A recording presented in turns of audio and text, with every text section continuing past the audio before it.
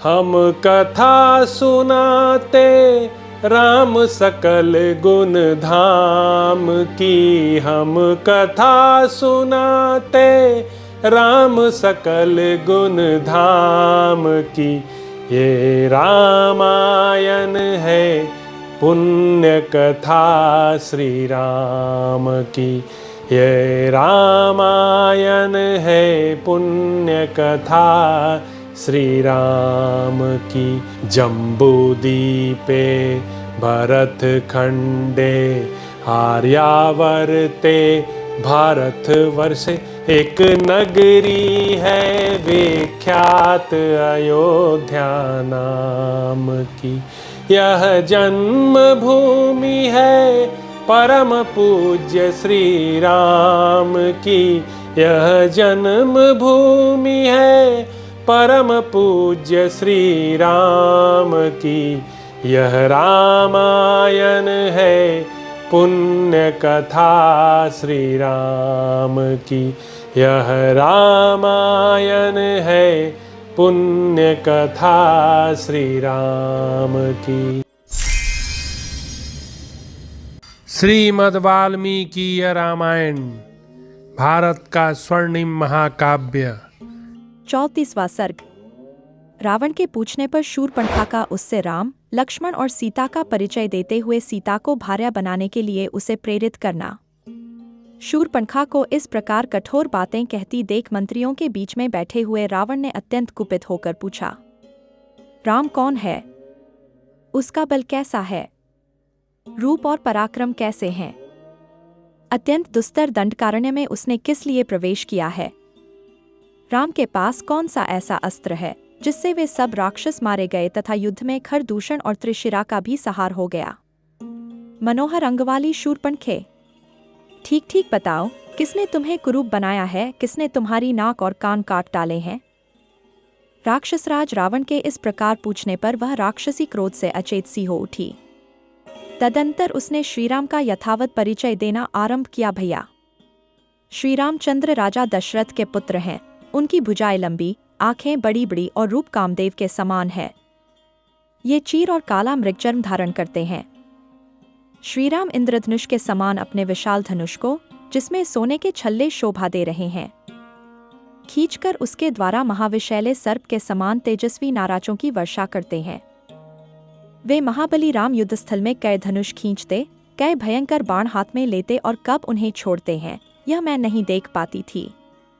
उनके बाणों की वर्षों से राक्षसों की सेना मर रही है, इतना ही मुझे दिखाई देता था।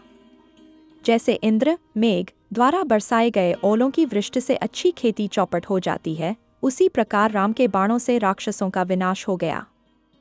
श्री राम अकेले और पैदल थे तो भी उन्होंने 1.5 मुहूर्त 3 घड़ी के भीतर ही खर और दूषण सहित 14,000 भयंकर बलशाली राक्षसों का तीखे बाणों से संहार कर डाला, ऋषियों को अभय दे दिया और समस्त दंडकवन को राक्षसों की विघ्न बाधा से रहित कर दिया।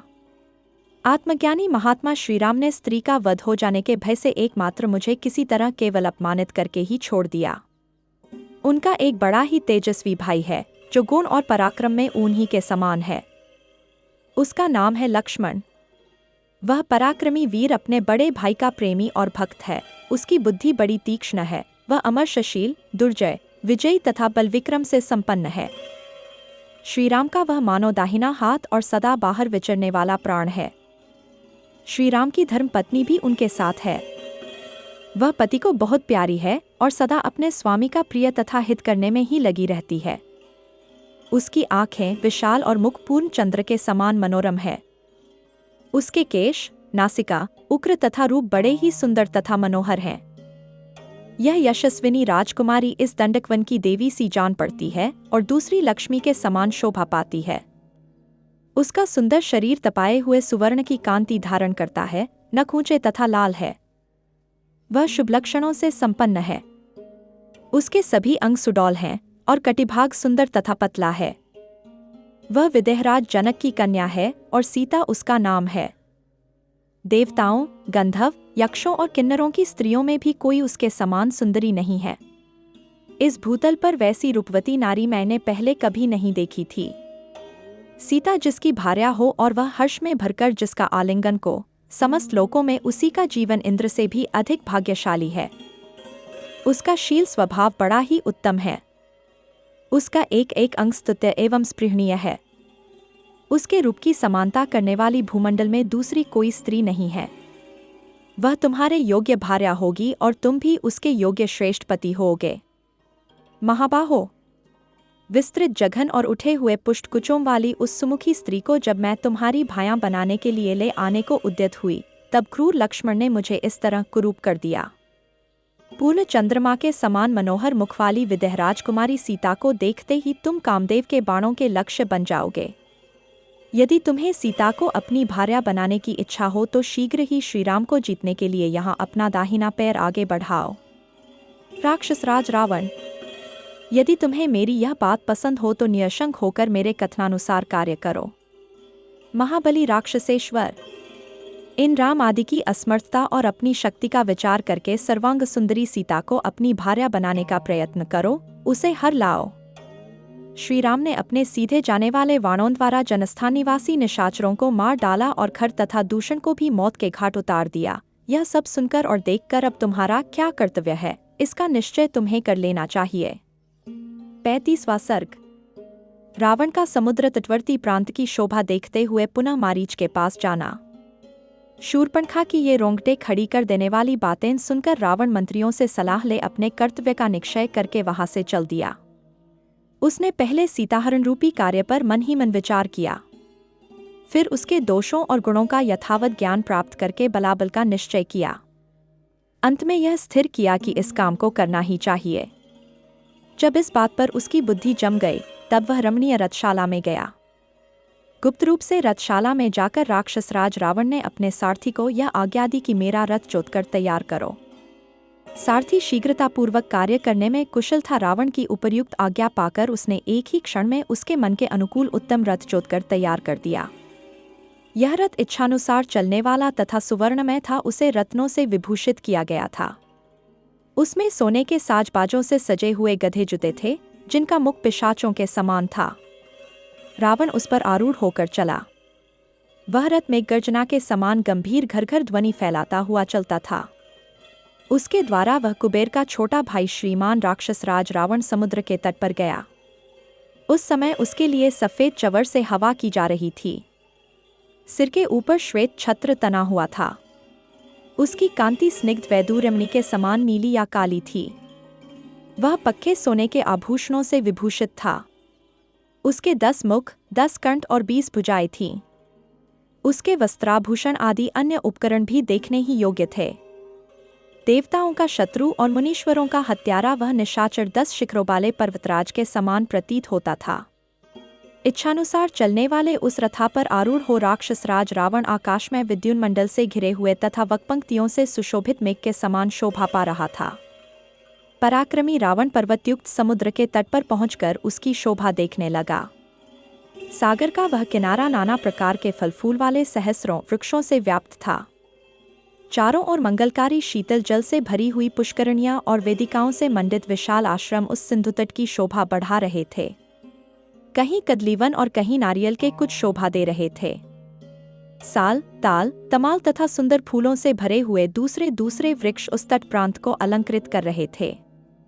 अत्यंत नियमित आहार करने वाले बड़े बड़े महर्षियों, नागों, सुपड़ों, गरुड़ों, गंधवों तथा सहस्रों किन्नरों से भी उस स्थान की बड़ी शोभा हो रही थी। काम विजयी सिद्धों, चारणों, ब्रह्मा जी के पुत्रों, वानप्रस्थों, माश गोत्र में उत्पन्न मुनियों, बालखिल्य महात्माओं तथा केवल सूर्य किरणों का पान करने वाले तपस्वीजनों से भी वह सागर का तट प्रांत सुशोभित हो रहा था। दिव्य आभूषणों और पुष्पमालाओं को धारण करने वाली तथा क्रीड़ा विहार की विधि को जानने वाली सहस्रों दिव्य रूपिणी अप्सराएं यहाँ सब ओर विचर रही थीं। कितनी ही शोभाशालिनी देवांगनाएं उस सिंधु तट का सेवन करती हुई आसपास बैठी थीं। देवताओं और दानवों के समूह तथा अमृतभोजी देवगण वहां विचर रहे थे। सिंधु का वह तट समुद्र के तेज से उसकी तरंगमालाओं के स्पर्श से स्निग्ध एवं शीतल था। यहाँ हंस, क्रौंच तथा मेढक सब ओर फैले हुए थे और सारस उसकी शोभा बढ़ा रहे थे। उस तट पर वैदूर्यमणि के सदृश श्याम रंग के प्रस्तर दिखाई देते थे। आकाश मार्ग से यात्रा करते हुए कुबेर के छोटे भारी रावण ने रास्ते में सब ओर बहुत से श्वेत वर्ण के विमानों, गंधर्वों तथा अप्सराओं को भी देखा। वे इच्छानुसार चलने वाले विशाल विमान उन पुण्यात्मा पुरुषों के थे जिन्होंने तपस्या से पुण्यलोकों पर विजय पाई थी। उन विमानों को दिव्य पुष्पों से सजाया गया था और उनके भीतर से गीत बाद की ध्वनि प्रकट हो रही थी। आगे बढ़ने पर उसने, जिनकी जहां से गोंद निकले हुए थे, ऐसे चंदनों के सहस्त्रों वन देखे जो बड़े ही सुहावने और अपनी सुगंध से नासिका को तृप्त करने वाले थे। कहीं श्रेष्ठ अगुरु के वन थे, कहीं उत्तम जाति के सुगंधित फल वाले तक्कोलो वृक्ष विशेषों के उपवन थे, कहीं तमाल के फूल खिले हुए थे, कहीं गोल मिर्च की झाड़ियां शोभा पाती थीं और कहीं समुद्र के तट पर ढेर के ढेर मोती सूख रहे थे। कहीं श्रेष्ठ पर्वतमालाएं, कहीं मृगों की राशियां, कहीं सोने चांदी के शिखर तथा कहीं सुंदर, अद्भुत और स्वच्छ पानी के झरने दिखाई देते थे। कहीं धनधान्य से संपन्न, स्त्री नतनों से भरे हुए तथा हाथी, घोड़े और रथों से व्याप्त नगर दृष्टिगोचर होते थे। इन सबको देखता हुआ रावण आगे बढ़ा। फिर उसने सिंधुराज के तट पर एक ऐसा स्थान देखा जो स्वर्गक समान मनोहर, सब ओर से समतल और स्निग्ध था। यहाँ मंद मंद वायु चलती थी जिसका स्पर्श बड़ा कोमल जान पड़ता था। यहाँ सागर तट पर एक बरगद का वृक्ष दिखाई दिया जो अपनी घनी छाया के कारण मेघों की घटा के समान प्रतीत होता था। उसके नीचे चारों ओर मुनि निवास करते थे। उस वृक्ष की सुप्रसिद्ध शाखाएं चारों ओर सी योजनाओं तक फैली हुई थीं। यह वही वृक्ष था जिसकी शाखा पर किसी समय महाबली गरुड़ एक विशालकाय हाथी और कछुए को लेकर उन्हें खाने के लिए आ बैठे थे। पक्षियों में श्रेष्ठ महाबली गरुड़ ने बहुसंख्यक पत्तों से भरी हुई उस शाखा को सहसा अपने भार से तोड़ डाला था। उस शाखा के नीचे बहुत से वैखानस, माश, बालखिल्य, मरीचिप, सूर्य किरणों का पान करने वाले, ब्रह्मपुत्र और धूम्रप संज्ञा वाले महर्षि एक साथ रहते थे। उन पर दया करके उनके जीवन की रक्षा करने के लिए पक्षियों में श्रेष्ठ धर्मात्मा गरुड़ ने उस टूटी हुई 100 योजन लंबी शाखा को और उन दोनों हाथी तथा कछुए को भी वेगपूर्वक एक ही पंजे से पकड़ लिया तथा आकाश में ही उन दोनों जंतुओं के मांस खाकर फूकी हुई उस डाली के द्वारा निषाद देश का सहार कर डाला। उस समय पूर्वोक्त महामुनियों को मृत्यु के संकट से बचा लेने से गरुड़ को अनुपम हर्ष प्राप्त हुआ। उस महान हर्ष से बुद्धिमान गरुड़ का पराक्रम दूना हो गया और उन्होंने अमृत ले आने के लिए पक्का निश्चय कर लिया। तत्पश्चात इंद्रलोक में जाकर उन्होंने इंद्रभवन की उन जालियों को तोड़ डाला जो लोहे की सीकचों से बनी हुई थीं। फिर रत्न निर्मित श्रेष्ठ भवन को नष्ट करके वहां छिपाकर रखे हुए अमृत को वे महेंद्रभवन से हर लाए।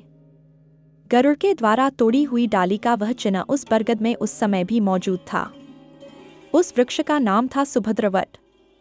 बहुत से महर्षि उस वृक्ष की छाया में निवास करते थे। कुबेर के छोटे भाई रावण ने उस वट वृक्ष को देखा। नदियों के स्वामी समुद्र के दूसरे तट पर जाकर उसने एक रमणीय, उनके भीतर पवित्र एवं एकांत स्थान में एक आश्रम का दर्शन किया। वहां शरीर में काला मृगचर्म और सिर पर जटाओं का समूह धारण किए नियमित आहार करते हुए मारीच नामक राक्षस निवास करता था। रावण वहां जाकर उससे मिला। मिलने पर उस राक्षस मारीच ने सब प्रकार के अलौकिक कमनीय पदार्थ अर्पित करके राजा रावण का विधिपूर्वक आतिथ्य सत्कार किया। अन्न और जल से स्वयं उसका पूर्ण सत्कार करके मारीच ने प्रयोजन की बातें पूछते हुए उससे इस प्रकार कहा, राजन, तुम्हारी लंका में कुशल तो है? राक्षसराज, तुम किस काम के लिए पुनः इतनी जल्दी यहाँ आए हो? मारीच के इस प्रकार पूछने पर बातचीत करने में कुशल महातेजस्वी रावण ने उससे इस प्रकार कहा। इस प्रकार श्री वाल्मीकि निर्मित आर्ष रामायण आदि काव्य के अरण्यकांड में 35वां सर्ग पूरा हुआ। हम कथा सुनाते राम सकल गुण धाम की, हम कथा सुनाते राम सकल गुण धाम की।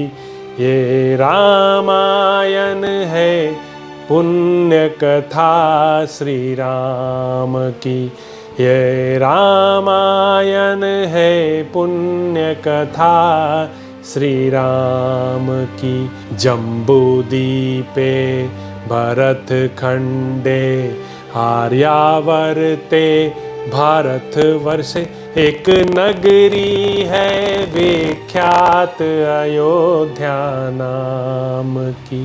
यह जन्म भूमि है परम पूज्य श्री राम की, यह जन्म भूमि है परम पूज्य श्री राम की यह रामायण है, पुण्य कथा श्री राम की यह रामायण है, पुण्य कथा श्री राम की।